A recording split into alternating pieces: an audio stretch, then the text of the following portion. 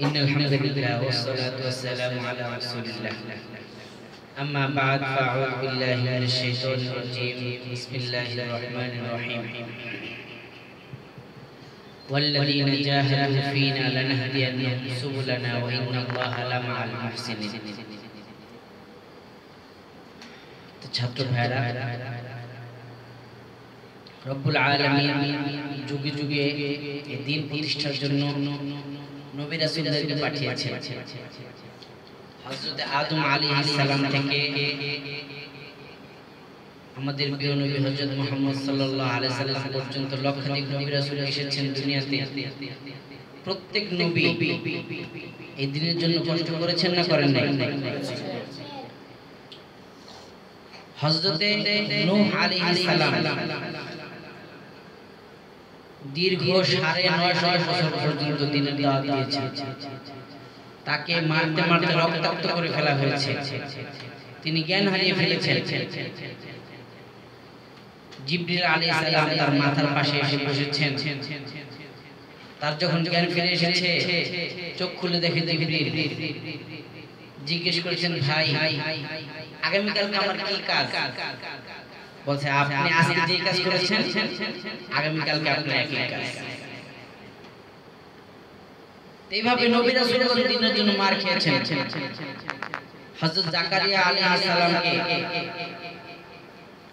করাত দিয়ে দ্বিখণ্ডিত করে ফেলা হয়েছে দিনের দাওয়াত দেওয়ার কারণে।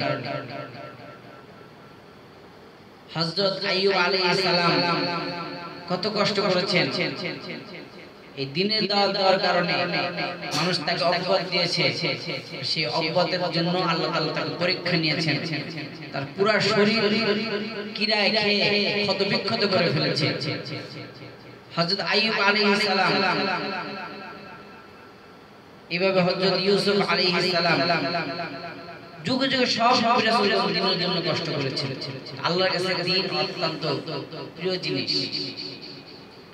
আমাদের প্রিয় নবী হযরত মুহাম্মদ সাল্লাল্লাহু আলাইহি ওয়াসাল্লাম, যার শরীরের মধ্যে একটা মশা মাছি বসা হারাম ছিল, সেই নবীকে তায়েফের ময়দানে পাথর মারতে মারতে রক্তাক্ত করে ফেলেছে। তো দিনের জন্য যুগে যুগে সব নবী রাসূল কষ্ট করেছেন। আমি তোমাদের কাছে জিজ্ঞেস করতে চাই, নবীদের জীবনের দাম বেশি, আমাদের জীবনের দাম বেশি? সেই নবীরা যদি দিনের জন্য কষ্ট করতে পারে, আমাদের দিনের জন্য কষ্ট করতে কোনো সমস্যা আছে? নবীরা যদি দিনের জন্য মার খেতে পারে, আমাদের মার খেতে কোনো সমস্যা আছে? সাহাবায়ে কেরামের জীবনের দাম বেশি না আমাদের জীবনের দাম বেশি? সাহাবায়ে কেরাম যদি দিনের জন্য তাদের জীবনকে উৎসর্গ করতে পারে, আমার আর তোমার দিনের জন্য জীবনকে বিলিয়ে দিতে কোনো সমস্যা আছে? আমাদের নবীর উপর থেকে যুগের শ্রেষ্ঠ ইমামরা, যুগের শ্রেষ্ঠ আলেমরা দিনের জন্য কারাগারে তার জীবনকে শেষ করে দিয়েছে। হযরত ইমাম আবু হানিফা রাহমাতুল্লাহ আলাইহি বিষ খাইয়ে তাকে হত্যা করা হয়েছে।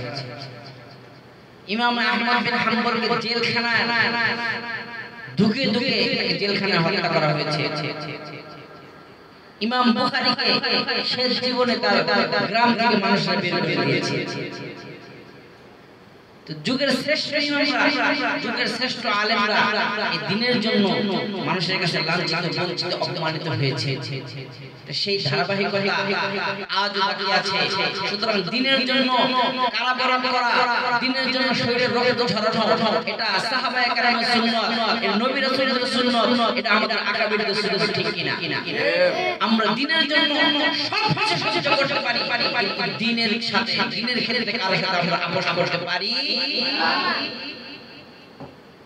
আজকে থেকে আমাদেরকে এই প্রতিজ্ঞা করতে হবে, এই পণ করতে হবে, দিনের জন্য যে কারাবরণ করেও মানুষের মুখে একটা মিষ্টি হাসি থাকে, দিনের জন্য কারাবরণ করেও যে মানুষ একটা তৃপ্তির ঢেকুর তুলতে পারে, এর জলজন্ত প্রমাণ হলো আমাদের বর্তমান যুগে শাইখুল হাদিস, শাইখুল হাদিস আল্লামা মামুনুল হক।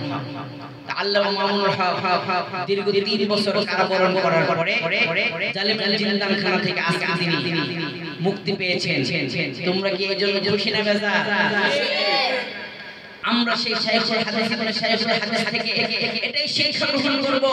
তারা আমাদেরকে রাস্তা দেখিয়েছে দিনের ক্ষেত্রে কারাগারে যেতে পারি, দিনের ক্ষেত্রে বুকের মধ্যে জালেমের গুলি করতে পারি, দিনের ক্ষেত্রে স্ত্রীকে বিধবা করতে পারি, দিনের ক্ষেত্রে মা বাবাকে চোখের মধ্যে অশ্রু আনতে পারি, দিনের জন্য সন্তানকে এতিম করতে পারি।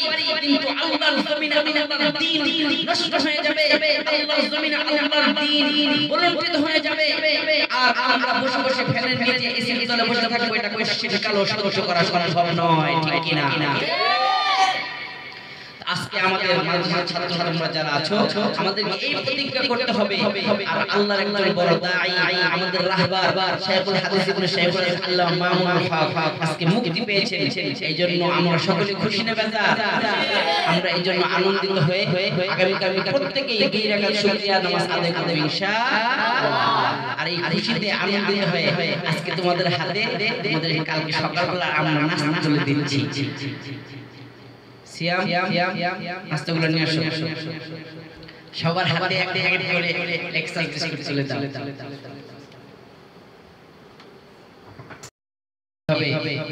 দিক নির্দেশনা দিবে, যখন যখন কারাবরণ আলেম মুক্তি পাবে তাকে চেষ্টা করবে তাকে বরণ করার জন্য, সাদরে বরণ করার জন্য। এবং যখন যখন তোমাদের কোনো আলেম জুলুমের শিকার হবে তখন তাদের পরিবারের খোঁজ খবর নেওয়ার চেষ্টা করবে। একজন মানুষ যখন জেলখানায় থাকে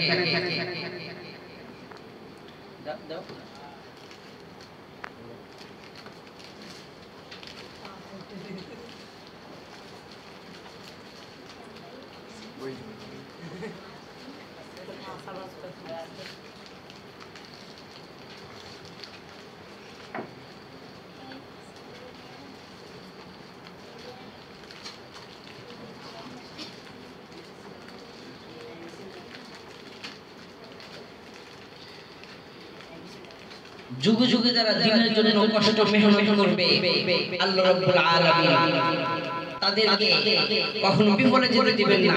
তাদের এই ত্যাগ, তাদের কষ্ট কখনো বিফলে যেতে দিবেন না। কিয়ামত পর্যন্ত মানুষ তাদেরকে স্মরণ করবে। এই জন্য ইতিহাসে লেখা আছে যে ব্যক্তি পানি দিয়ে তার শরীর ভিজায় তার শরীর পরিষ্কার হয়, ময়লা পরিষ্কার হয়। আর যে তার শরীরের ঘাম দিয়ে তার জামা ভিজায় তার জামা পরিবর্তন হয়। আর যে ব্যক্তি রক্ত দিয়ে তার জামা ভিজায় সেই ইতিহাস পরিবর্তন করে। এই জন্য উলামায়ে কেরাম যারা হকের কথা বলার কারণে আজকে জিন্দাখানায় বন্দী, আমরা সব সময় তাদের পক্ষে থাকবো। আমরা নিজেরাও হকের পথে থাকবো না থাকবো? হকের পথে আমরা মৃত্যু পর্যন্ত থাকবো কিনা? শেষ পর্যন্ত আমাদের কথায়, আমাদের কণ্ঠে আমরা একটি আওয়াজ তুলতে চাই। অনেকেই বলে এদেশে নাকি হুজুকি জাতির দেশ, দফায় দফায় পর্দায় রং রং পরিবেশ। তাই বলে ইসলাম কি এদেশে হুজুকে হবে শেষ? এই ইসলাম এদেশে হুজুকে শেষ হবে? ইসলাম দেশের পরতে পরতে জনপদে ঘরে ঘরে, ইসলাম এদের 90% মানুষের অন্তরে ইসলাম নিয়ে কেউ ছিনিমিনি খেলে এমন শক্তি নাই। আর কিছু থাক না থাক দেশে ইসলাম থাকবে, ঠিক কিনা? কিছু বলতে যাবে দেশে ইসলাম থাকবে। ইসলাম ছিল, ইসলাম আছে, ইসলাম থাকবে যতদিন পর্যন্ত এদেশের সর্বদিকে সূর্য উদিত হবে, যতদিন পর্যন্ত পদ্মা মেঘনা যমুনার পানি বহমান থাকবে, ততদিন পর্যন্ত এই দেশের শেরশির মাটিতে ইসলাম ছিল, আছে, থাকবে ইনশাআল্লাহ।